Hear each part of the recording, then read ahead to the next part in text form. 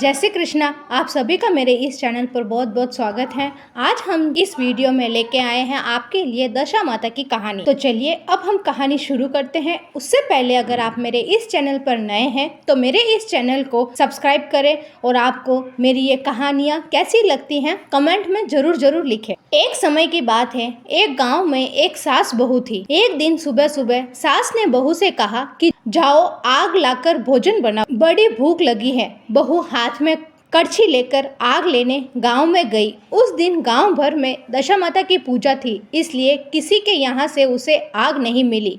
वह खाली हाथ लौटकर आ गई। वह शाम होने पर पड़ोसन के पास जाकर बोली कि मेरी सास तो दशा माता का डोरा नहीं लेती है, परंतु अब की बार मैं डोरा लेना चाहती हूँ। मुझे पूजा की विधि भी बता देना। दोबारा जब डोरा लेने का समय आया तो बहू ने सास को बिना बताए दशा माता का डोरा ले लिया। 9 दिन तक वह किसी न किसी बहाने पड़ोसन के घर जाकर कथा सुनती रही। 10वें दिन उसे चिंता सताने लगी कि अब मैं पूजा कैसे करूंगी। वह मन ही मन में दशा माता का ध्यान धरकर सोचने लगी कि आज सास कहीं बाहर चली जाए तो मैं शांतिपूर्वक पूजा कर लूं। दशा माता की कृपा से सास बहू से बोली, मैं आज खेतों में जा रही हूँ, यदि मुझे आने में देर हो जाए तो तू मेरे लिए खेत पर खाना ले आना। बहू के तो मन की मुराद पूरी हो गई। वह तो यही चाहती थी। उसने सास से कहा, आप निश्चिंत होकर जाइए, घर का सब काम मैं निपटा दूंगी। सास के जाते ही बहू ने स्नान कर दशा माता की पूजा की। इसके बाद वह पूजा की सामग्री मिट्टी के गोले में रखकर पूजा करने के लिए ले जाने लगी। उसी समय खेत से उसकी सास वापस आ गई।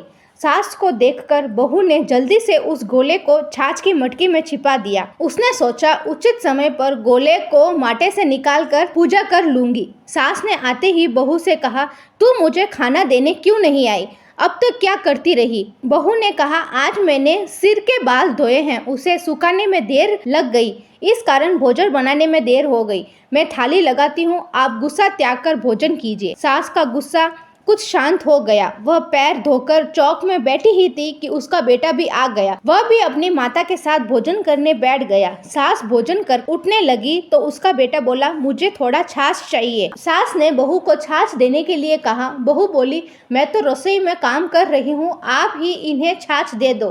सास हाथ धोकर छाछ लेने लगी, परंतु जैसे ही उसने छाछ की मटकी उठाई तो उसमें कुछ खड़खड़ाने की आवाज आई। उसने हाथ डालकर देखा तो उसमें उसे एक बड़ा सोने का गोला मिला। सास ने आश्चर्य से बहू से पूछा, अरे इस छाछ की मटकी में यह सोने का गोला कहाँ से आया? इसे तू कहाँ से चुरा कर लाई है?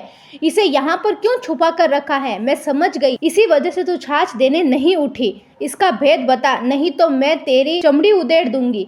बहू बोली, मुझे कुछ नहीं पता, मेरी दशा माता जाने। मैंने तो तुम्हें बिना बताए दशा माता का डोरा लिया था और उसकी पूजा की थी। तुम्हारे आ जाने के कारण मैं डोरे की पूजा ना कर सकी। तुम्हारे डर से मैंने उसे छाछ की मटकी में छिपा दिया था। दशा माता ने इसे सोने का बना दिया, मैं इसमें क्या कर सकती हूँ? इतना सुनते ही सास ने बहू को गले से लगा लिया और कहा, अब की बार मैं भी तेरे साथ दशा माता का डोरा लूंगी और विधिवत व्रत करके पूजा करेंगे। हे दशा माता, जैसे आपने उस बहू पर कृपा की, वैसे ही आपके सभी भक्तों पर कृपा करना, अधूरी की पूरी करना, पूरी की परवान करना। जय माँ दशा माता। आपको मेरी ये कहानी पसंद आए तो लाइक जरूर करें।